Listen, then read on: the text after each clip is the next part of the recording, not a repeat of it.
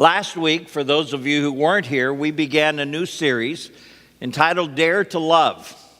And I want you to look at some things because I find that this subject is probably one of the ones that's talked about so much, but not really lived out. And I'd like us to begin today by reading in 1 Corinthians chapter 13. Last week I gave it to you in one version. This week I want to give it to you in another. And each one we'll probably learn a little something different. I need all the men to help me. I want you to help me by reading out loud verses 1 through 3. Now you can read it off the bulletin if you want to, or off up here, whichever is easiest for you, depending on which glasses you brought today. But I want you to read it out loud, and I want us to really hear the men's voices all together, okay? Would you join me? It says, "If I speak in the tongues of men and of angels, but I do not have love, I am a noisy gong or a clanging cymbal. And if I have prophecy and know all mysteries and all knowledge, and if I have all faith so that I can remove mountains, but do not have love, I am nothing. If I give away everything I own, and if I give over my body in order to boast, but do not have love, I receive no benefit." Now, ladies, I need you to read verses 4 through 7. You're not going to join me because I'm not going to do it. I want to hear your angelic voices, okay? And so you read it together, so kind of listen to each other, and let's do it good. Ready? Love is...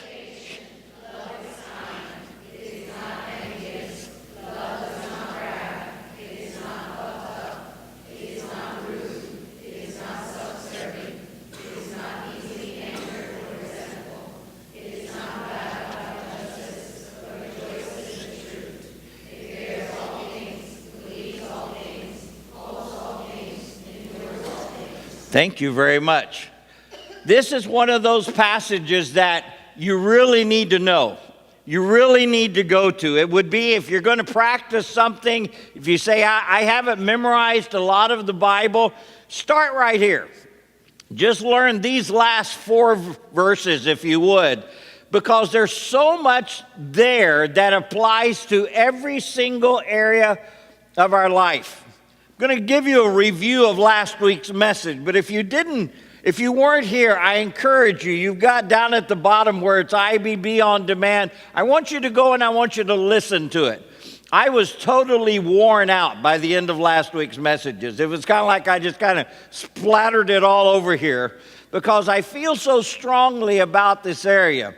And it begins with this idea: without love, nothing else matters. Without love, I don't care if we have the right doctrine. I don't care if we have the right worship style. I don't care if we have the right building.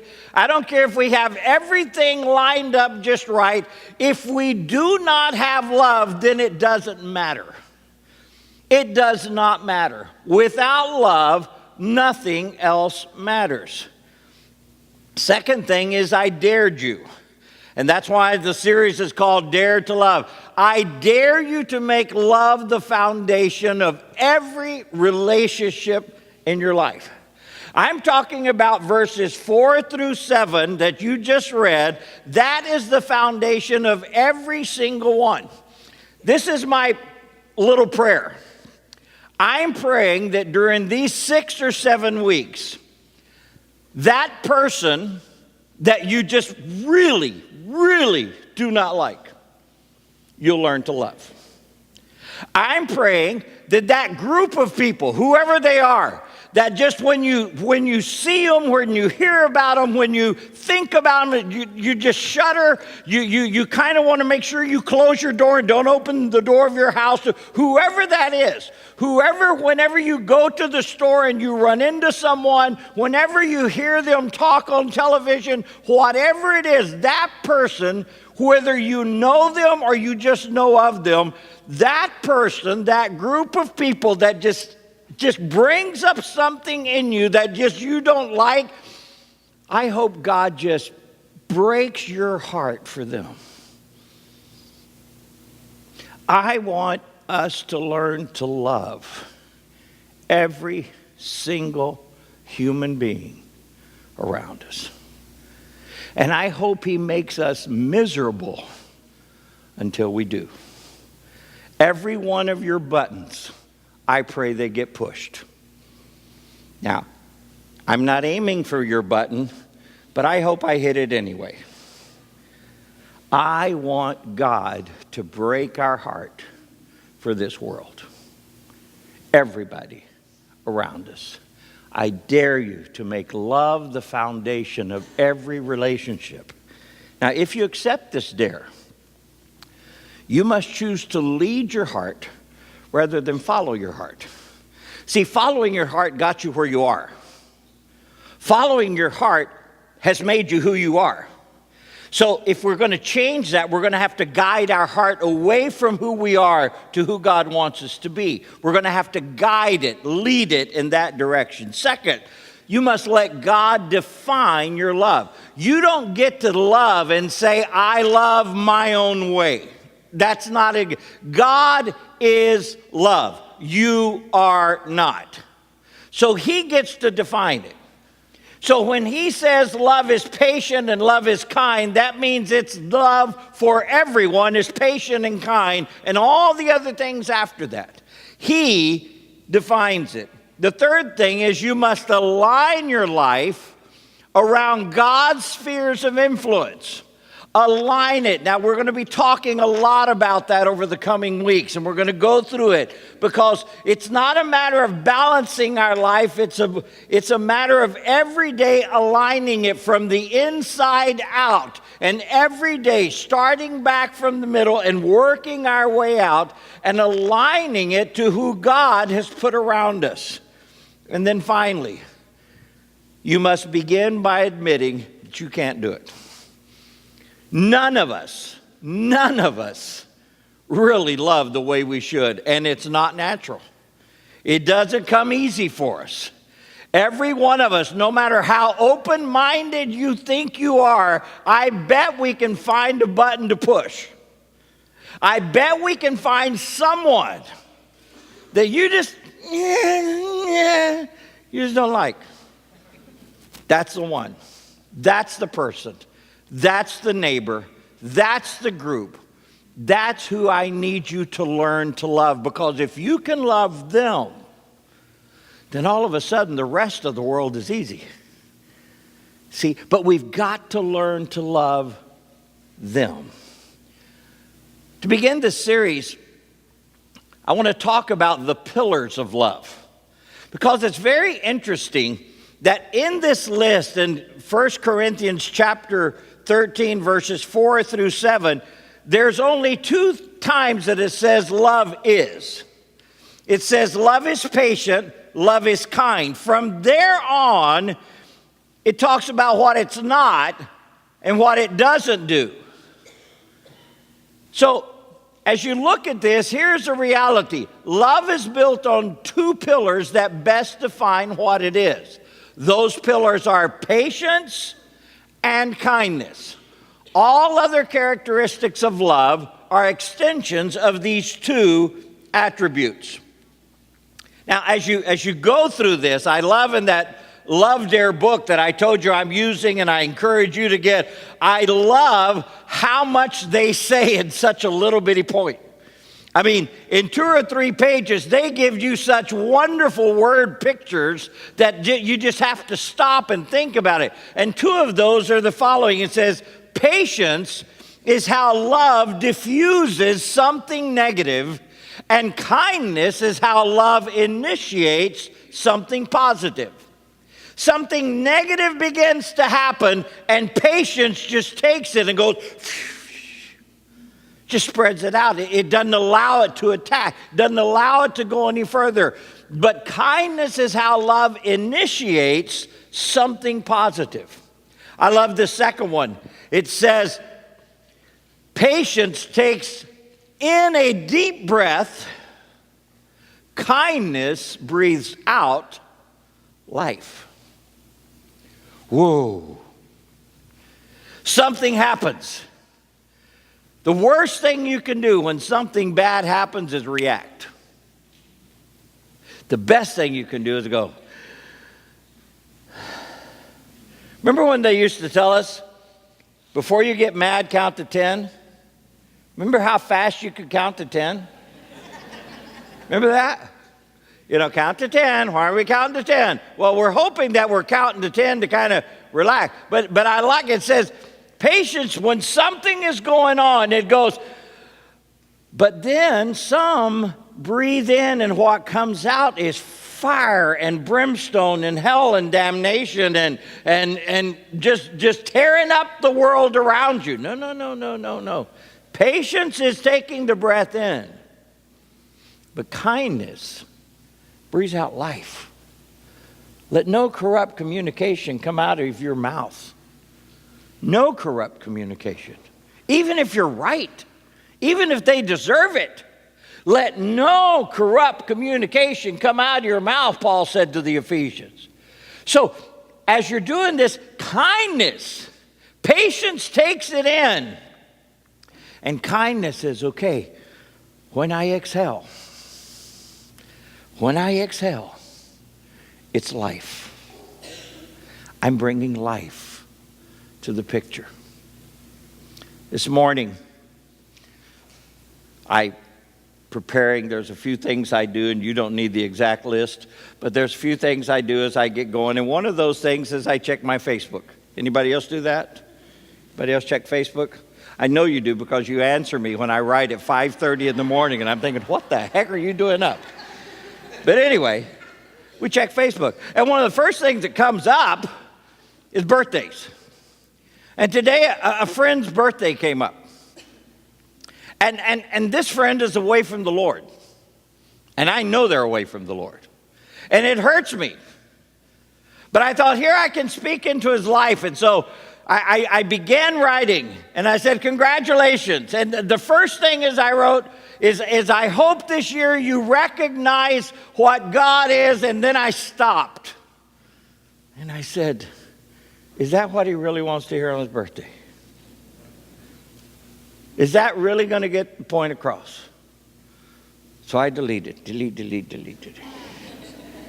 Now I got back to the congratulations. And then I put, I hope this year you learn to love God as much as he already loves you. And I'm thinking, isn't that a better message to get for your birthday?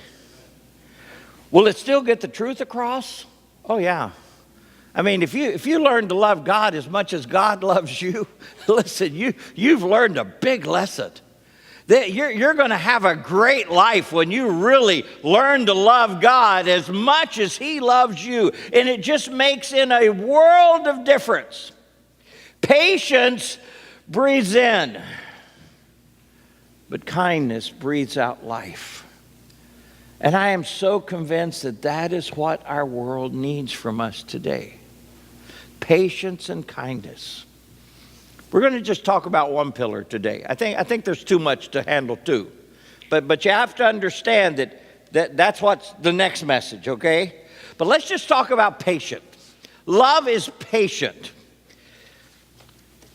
Patience is when love chooses to suffer long for the greater good of another. Chooses. Patience is not a characteristic any of us are born with. Patience is something we choose. And we choose to suffer long for the sake of others. Last week was Mother's Day. One of the things you hear a lot in Mother's Day is how unselfish mothers are. I mean, mothers are always thinking about the other. I mean, I go out with Beverly and I want to buy Beverly something. Now, you must understand, this is the way I look at it. She's my little doll. I get to dress her up. You look weird when you were kids playing with, but I love to dress her up, okay? And some of you are going, this is horrible. But just follow me. So I love to go shopping. I love to pick stuff out for her, and I love to do it. And we will go out shopping, and when we get there, And before I can ever get her back to where her stuff is, she has found stuff for her son-in-law, her daughter-in-law, her son, her daughter, and her 5 grandkids. And before we are ever get anything, she's found me a shirt. And I didn't go to buy me a shirt. It's a nice shirt. I'm not saying I'm going to turn it down. But the bottom line is, it is forever. We're going in for her, and we come out with stuff for everybody else. Whenever we go shopping, Brenda gets a call. Now, what size is the girl now?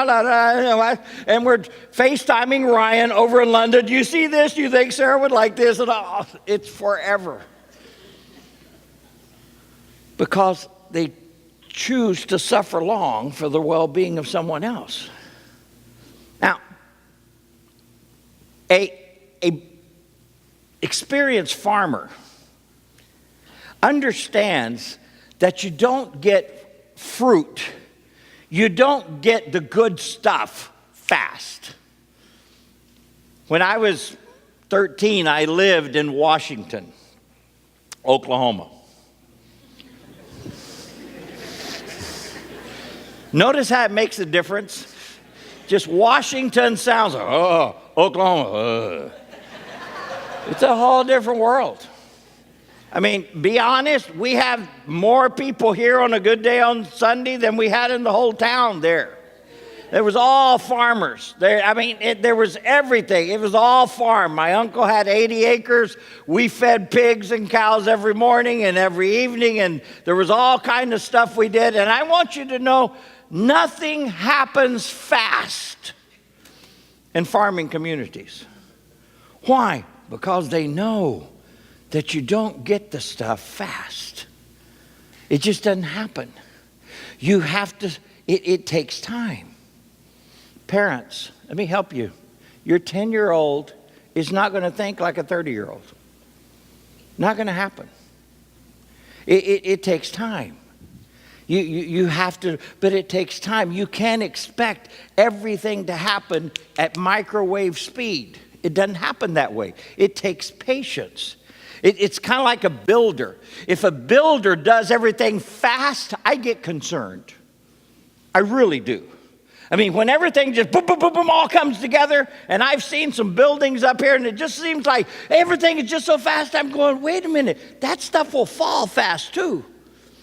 I've seen that stuff. When they put this building together, it was amazing how it seemed like nothing happened for a long time. And if you drove by outside, you just looked and said, you know, that's just what are they doing out there?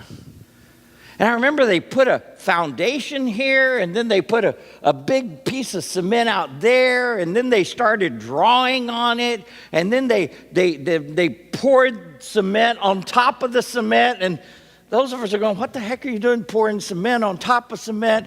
And it took forever, and then one day, they decided, let's pick it all up. And I remember that in 3 days, they picked this whole building up and stacked it up and had things up there, and it was up. It happened so fast right then that we had church members miss the church the next week because it's like, I don't know where'd that come from. I don't know. And then they get down to Palmetto going, I missed the church. I had to come back to the church. But I want you to know, it wasn't that fast.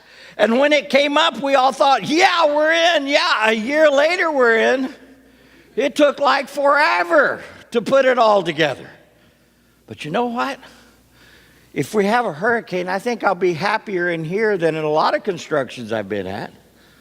Why? Because you know in construction, you got to do it. You got to do it right. It may take a little longer, but to make sure it stands, you invest. You have to be patient. So like a farmer, like a builder, you know that patience says, okay, we can do this because we're interested in the long-term benefit of this. So how does this apply? How does this apply in these areas that we talked about? And I remind you, these are the 5 areas that we dealt with last week and how we began from the center and work our way out. So let's start at the center. Patience applied. With God, when we're talking about loving God, with God, we are always responding to His love. Push the button, please. Thank you. To His love and patience with us. See, you have to understand, getting up and saying, it's all about me loving Him, that is so not right. That is just so not right. Why? I wouldn't even know what love is without God. That's why so many people go around talking about love but really don't know it. Why? Because they don't know God. You can say I'm doing this out of love, but if it's not the way God says it, it's not really love. Because that's not love. Everything about love and loving God is in response to His love, to His patience with us. In 1 John chapter 4, verses 10 through 11, 1 John 4, it says, this is real love. Not that we love God, but that He loved us and sent His Son as a sacrifice to take away our sins. Now stop. You say you love God? That didn't come out of you. You are only responding to the fact that He first sent His Son to die for you. How could you possibly do something greater than that for God? No, you're just responding. It says, dear friends, since God loved us that much, we surely ought to love each other. What do we have? First, it says first, we have to love Him. He loved us first. That's where it all begins. I am responding to what God has already done. In the Old Testament, we see God and the children of Israel. And God takes them out of slavery. He gets them away from Pharaoh. He takes them through the Red Sea. He brings them out on the other side. He feeds them in the desert. He gives them water to drink where there is no water. And then He brings them to Mount Sinai. And He says, listen, I'm the one that did all this. And you are a special people to me. I love you and I want you to do some things. And here's a sample. And He gave them the 10 Commandments. And they go, Moses, he scares us. You go up. You talk to him. And come down and tell us what he said and we'll do whatever.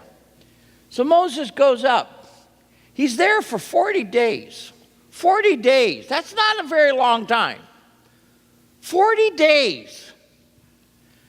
And before 40 days are up, they've already built a golden calf and said, this is what got us out of Egypt.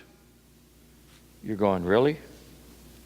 I mean, for those of us reading it now, you're looking at the golden calf and going, y'all are really special people.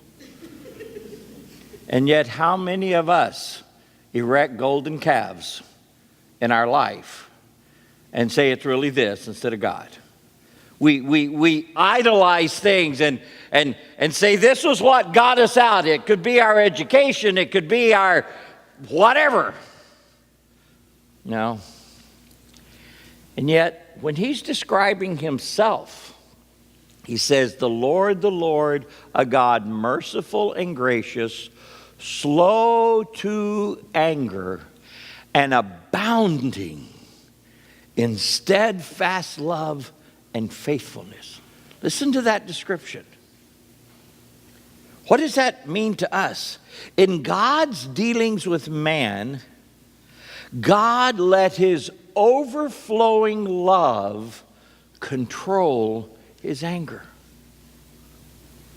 I mean, did God have the right, okay?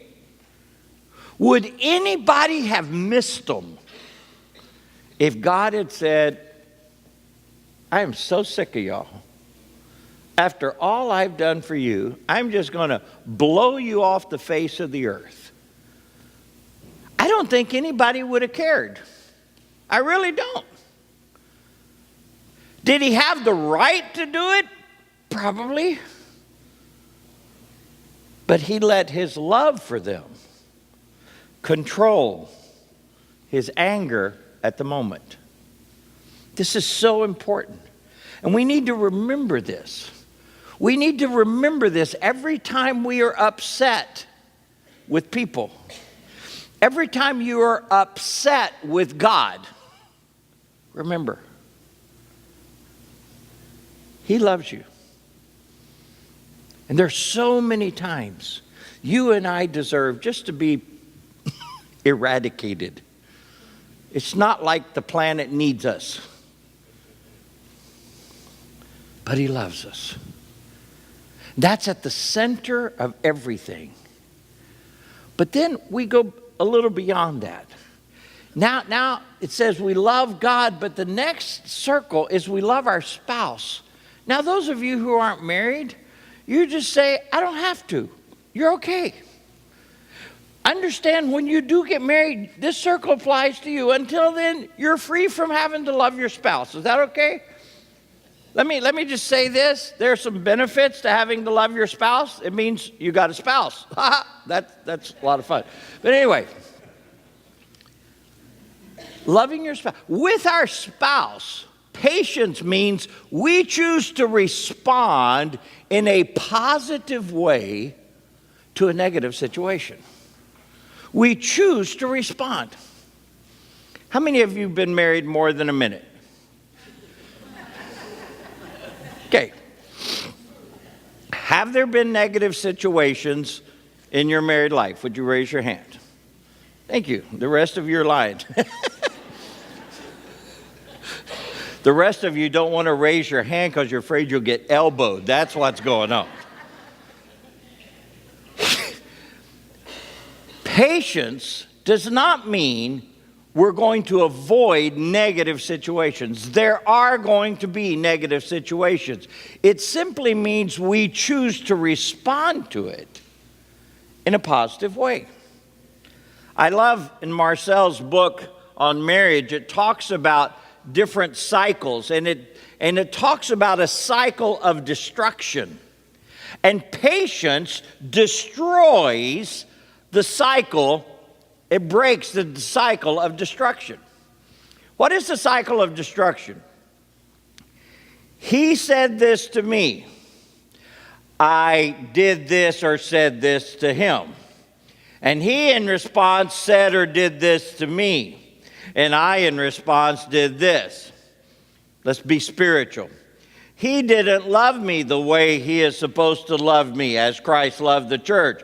I did not respect him as Jesus said for me to respect him. And consequently, he did not love me, and I did not respect him, and he did not love me, and I did not respect him. And it's just a cycle. The only way to break that cycle is one or the other saying, I'm going to do what's right no matter what the other one does. I'm going to love her whether she respects me or not. But, that's the only way you're going to break it. I'm going to respect him whether he loves me the way he should or not. Patience steps in this cycle and stops it and says, no, I'm not going to respond the way I feel. I'm going to guide my heart and do what's right, regardless of the situation, regardless of what's going on. Patience in this area involves hanging on during the tough times in the relationship rather than bailing out under the pressure. Now let me tell you something.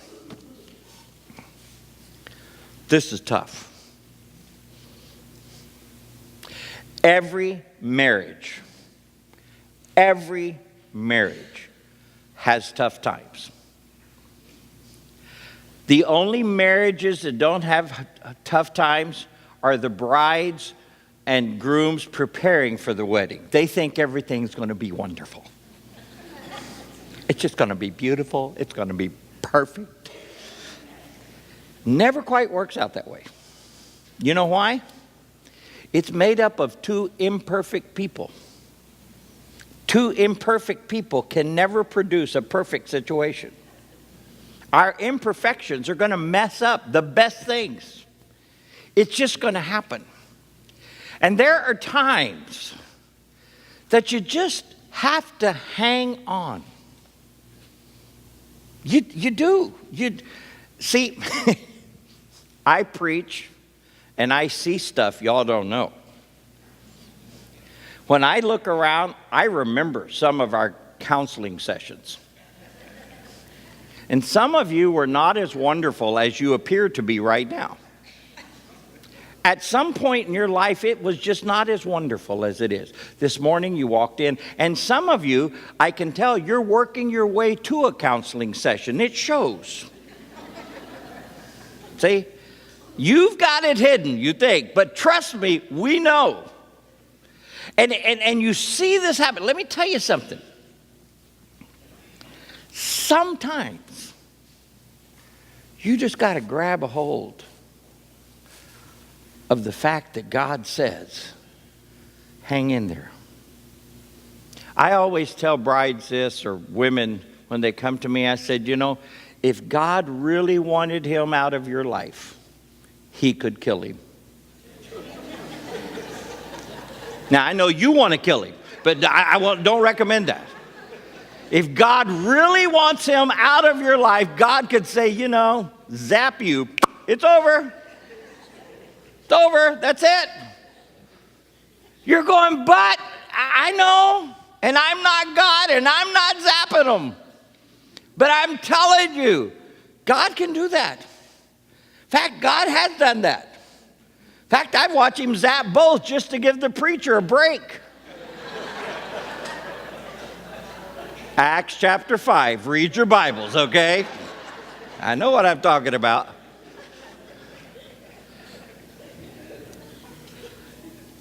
It involves patience.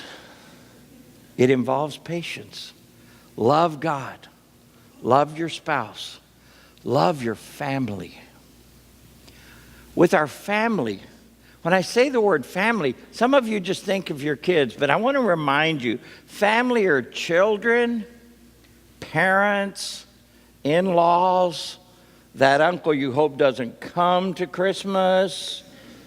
Let's be honest.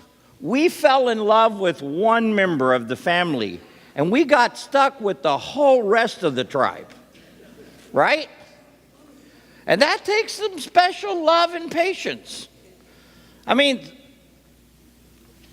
Bev is the only daughter, and I fell in love with her. The others I had to learn to like, right?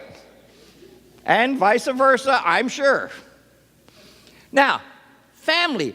With our family, the way patience is lived out is we choose to control our emotions rather than let our emotions control the situation.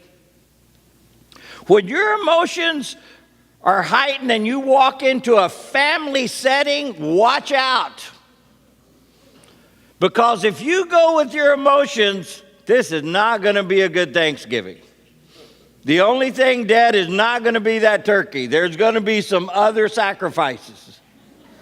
And we have to be careful, and we have to realize that as we go into this, we have to go in, and it takes a lot of patience. Patience helps you give everyone permission to be human and imperfect, just like you. Just like you. They're just human. Have you ever looked at your family heritage and look at all of them and go, oh my gosh? You just look around at them all. I'm connected again with with family members from Oklahoma, and I see pictures of them, and I'm going, who are they? Did we actually come from that same tree? It's amazing sometimes. But you know what? Patience in all of our family dealings allows them to be human, just like you are. Here's something you don't want to hear. Parents, I want you to listen to this. Pretend your kids aren't in church with you this morning.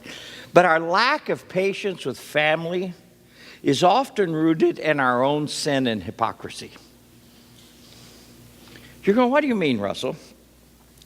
Have you ever been getting onto your child and you realize they're just like you? That ever happened to you? And you're going, oh my gosh. How?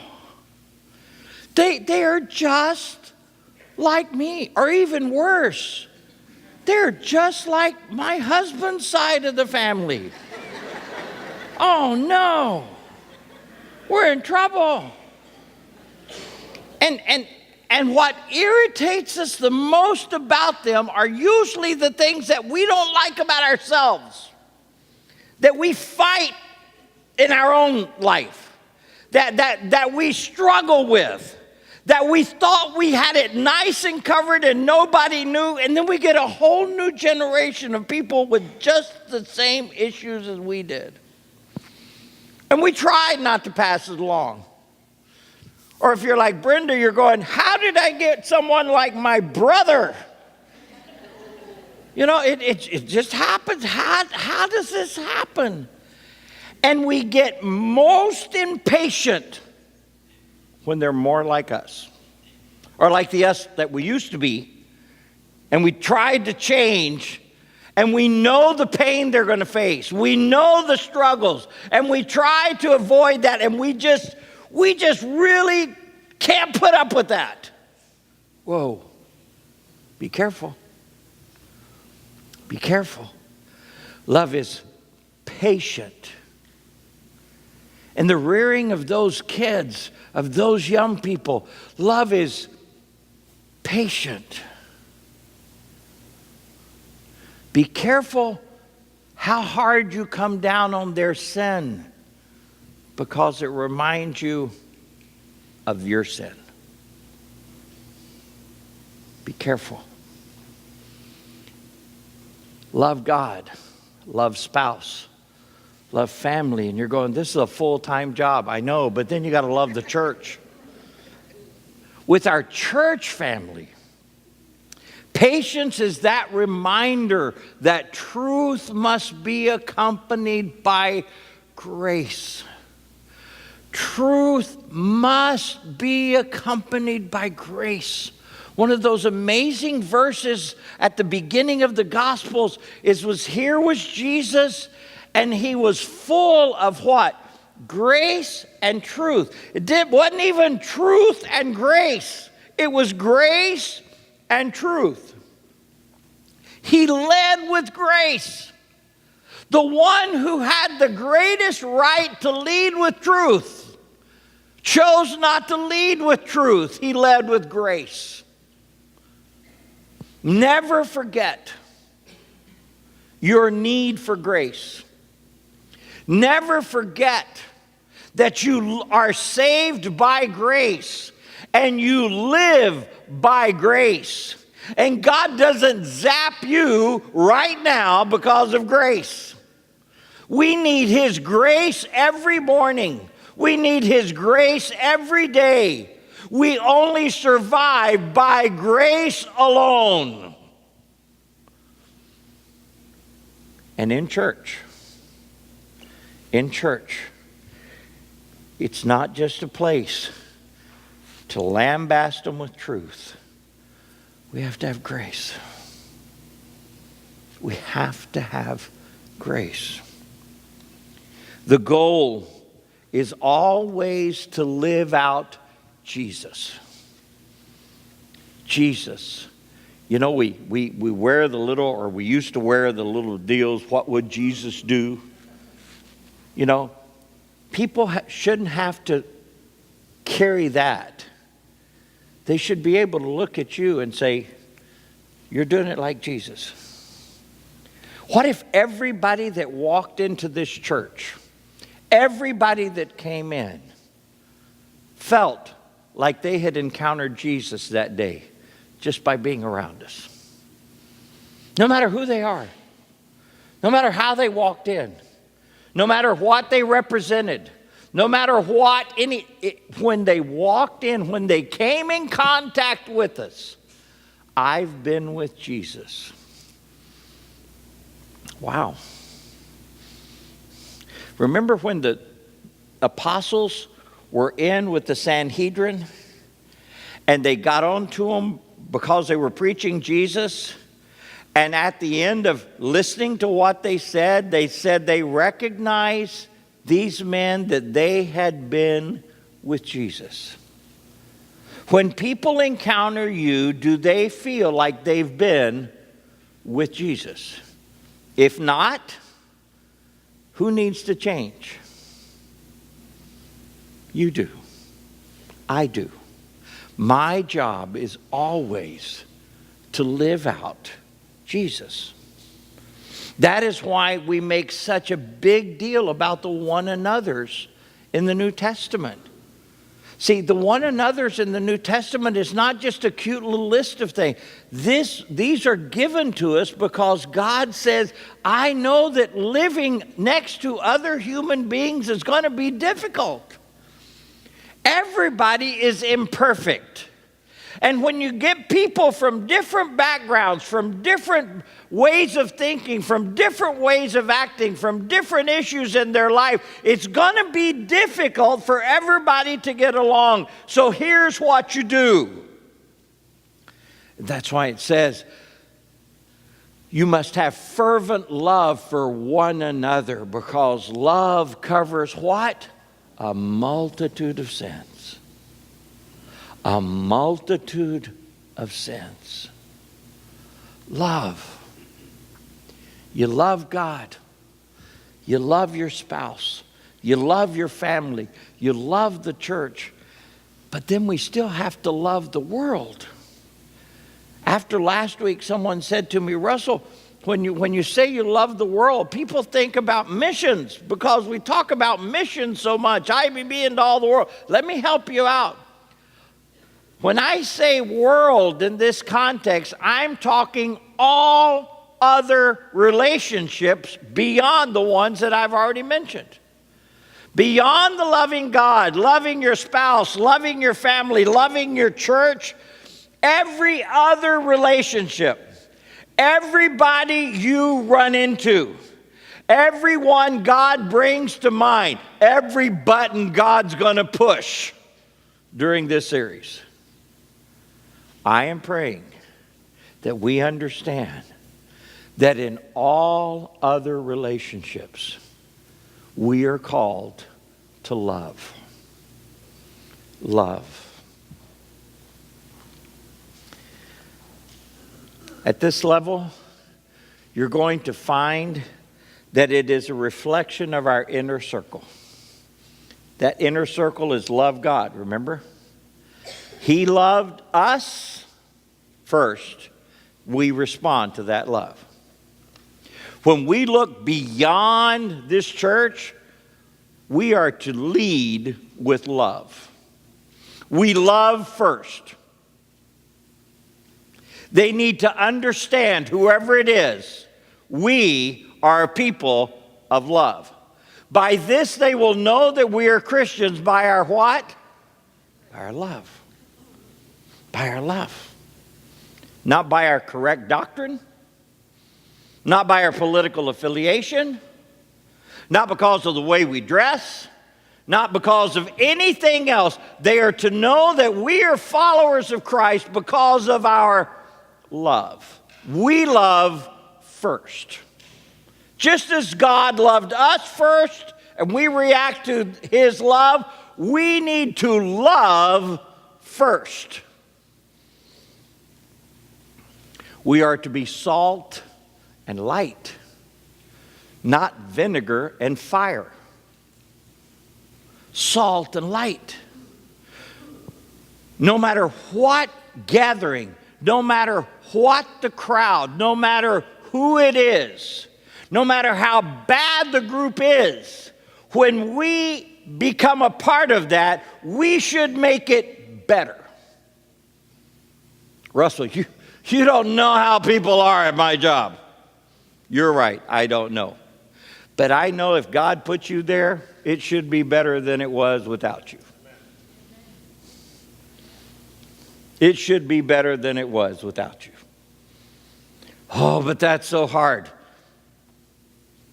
Jesus lives in you. You just let him live out, and it'll make everything around you better. They'll make fun of me. I think he covered that in Matthew 5. They'll say things. They'll do things. I know he said that would happen. You're right. If they did that to him, why wouldn't they do it to us if we're truly reflecting him? Not everybody's going to like you. In fact, it's going to get worse and worse and worse. Russell, you're so depressing. No, I'm just reality. So that when it comes, you'll know. Russell told me it was that way. They're not going to like you because you're right. But if you love, it irritates the bejeebies out of them. When they make fun of you and you don't respond in like way, you just smile and keep loving. After a while, they just don't know what to do with themselves, because that's what love does. And love is patient in those situations. Love doesn't demand its right. Love is patient. Love is kind. Let me give you something about the power of patience and we'll end.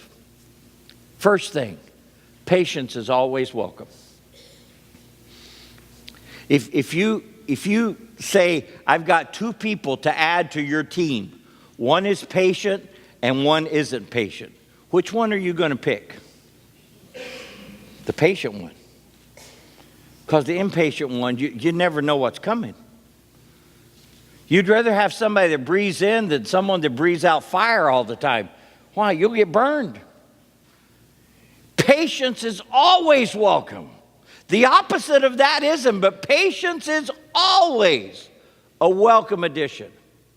Patience stops problems in their destructive tracks. Stops.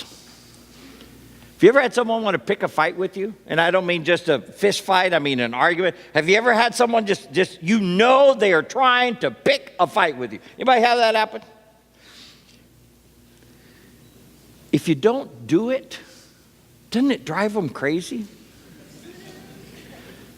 If they just want to argue and you just say, sorry, not gonna argue that much. Yeah, you just don't. Well, maybe I do, maybe I don't, but the bottom line is that's not what Jesus does. You don't have to quote, don't throw your pearls among swine. You don't have to do that. You just call them a pig. That did not help the situation. Okay? And that's how we think we get out of it. It's like, I'm going to stay out of it, but hit a little jab on the way out. No, just stay quiet. Just patient. It just stops the problem. Have you noticed when your spouse says something and it's kind of a little jab and you don't respond, it kind of doesn't go anywhere. You got to join the fight to have a fight. If you just don't join in, it just kind of stops things. And when that happens, they usually feel really bad. Now, if you join in, now we're on equal ground. We're both idiots, so we can do this together, fight back and forth. But if one just picks the fight and the other one goes, I'm just going to love you, it drives them crazy. And it does the world over. How many times did people pick a fight with Jesus and he just didn't fight? Was it because he couldn't win? Of course he could win. He just didn't go there. He just didn't go there. Patience stops problems in their destructive paths. Patience is a great teacher. Parents, when you're saying less than kind words to the person that cut you off in traffic, what are you teaching the next generation? Even if you're right, is that really the lesson you want to teach? And yet, those moments when you had the right and yet you didn't do it, you patiently backed away, you showed the fruit of the Spirit. You reacted as Jesus reacts instead of the way you wanted to react. Those are teachable moments. All of them teach, but those particular ones will teach the next generation some amazing things. Adults, listen to me. I need you to teach our young people and our young adults to love in every situation. I need our young people to see in you the reflection of Jesus in the 21st century. They know you're not perfect. They've got that down. They've told me that. Trust me, they knew it back in middle school. They told me. But that's not the point. They need to see the example of one generation of believers loving the world so much that it frees them up to love as Christ loved also. That is what we need. And patience is that great teacher. Underline some things in this final saying. Few of us do patience very well. None of us do it naturally. Would you underline that? None of us. So we're all in the same boat here. You must understand, you and I are going to struggle with the same thing. You and I both have issues. You and I both have people that we just don't like. And God is going to push those buttons, because I'm asking him to. Push those buttons so that we will all come face to face with those areas of our life that we do not love as Christ loved, so that we may learn to love. None of us do it naturally, but wise men and women will pursue it as an essential ingredient to all relationships. Would you do me a favor this week? Would you pursue it? Didn't say you will fully attain it this week, but will you try? Will you not use the excuse, well, I'm just not a patient person? You know, you've used that a lot, right, over the years. Those of you who aren't patient and you're chronically not patient, you've thought, okay, everybody can just accept the fact that I'm not patient. Guess what? God doesn't accept that. Guess what? The world out there shouldn't have to accept it. And we're all kind of tired of hearing it too. Love is patient, and we are called to love. Let us pray.